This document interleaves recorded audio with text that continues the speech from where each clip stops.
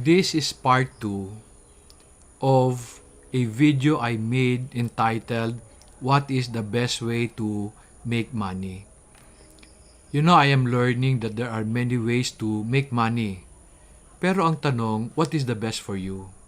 Is it investing in stocks, forex, mutual fund, real estate, or going into business, or maybe simply by just being an employee? Bago ko sabihin sa inyo ang opinion ko, let me first explain the principle I use in looking for opportunities to make money. As an entrepreneur, ang gusto ko is to make the most money from the least resources possible.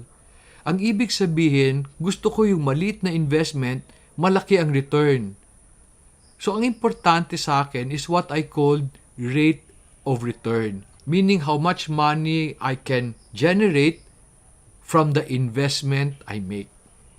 So if we use this principle as a guide, ano ngayon ang the best way to make money? Let me start by sharing a conversation I had with a chief engineer in a large construction firm in Iloilo.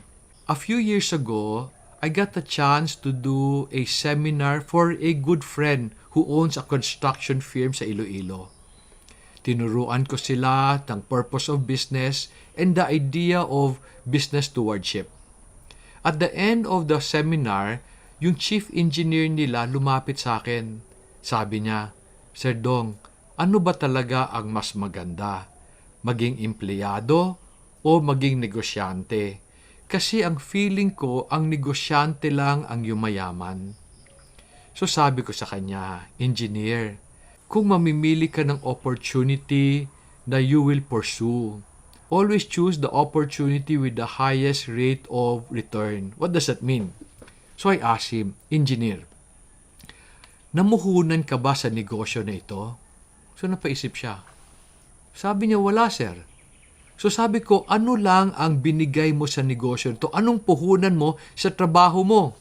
Naglagay ka ba ng pera sa kumpanya? Sabi niya, hindi ho. Ang puhunan ko lang, lakas at oras.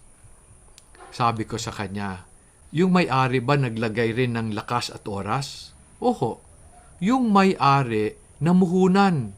Bago siya kumita, kailangan niya muna mabawi yung puhunan niya bago siya may malagay sa bulsa niya. Pero ang empleyado, pag pumasok lang sa opisina, pag uwi niya, meron na siyang sweldo, meron na siyang kita.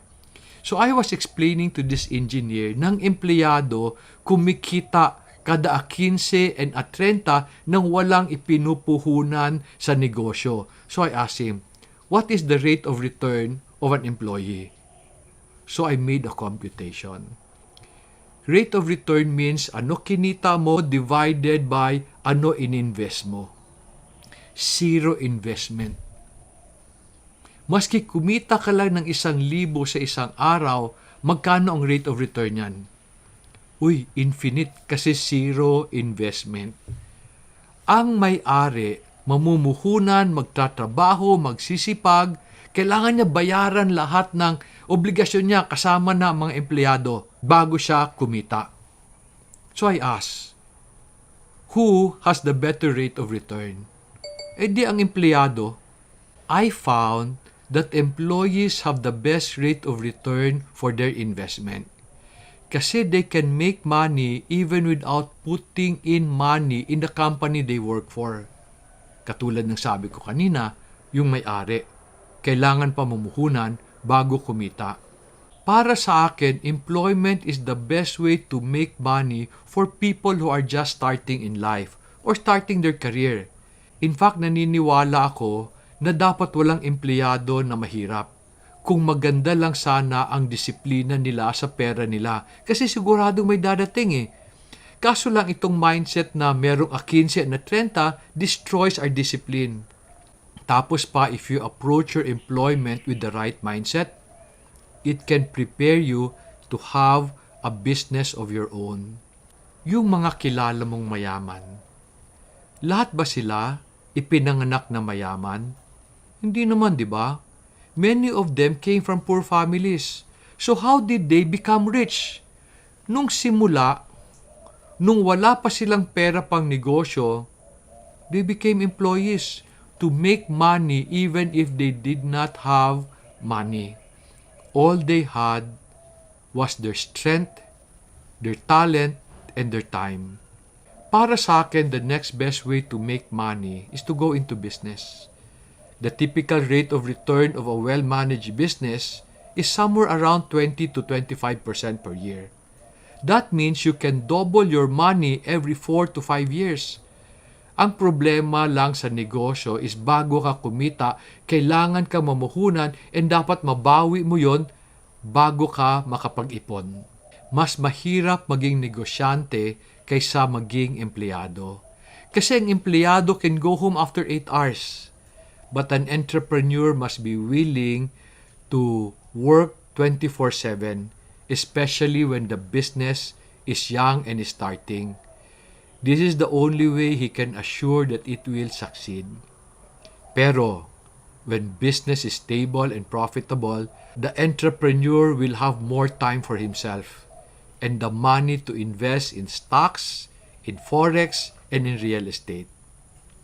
In part 1 of this video message, I explained that the rich put their money in stocks, forex, and real estate because they have extra money or savings.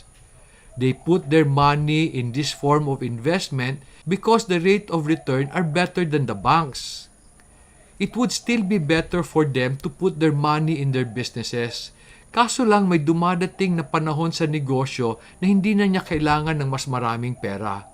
So pwede na silang tumaya in other mediums of investment kasama na ang Bitcoin and NFTs.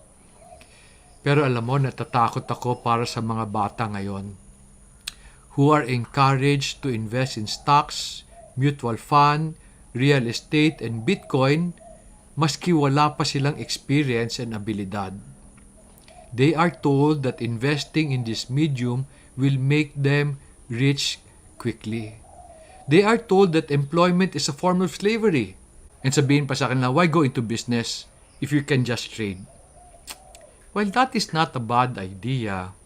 Naniniwala talaga ako na what will secure your future are abilities to create things of value.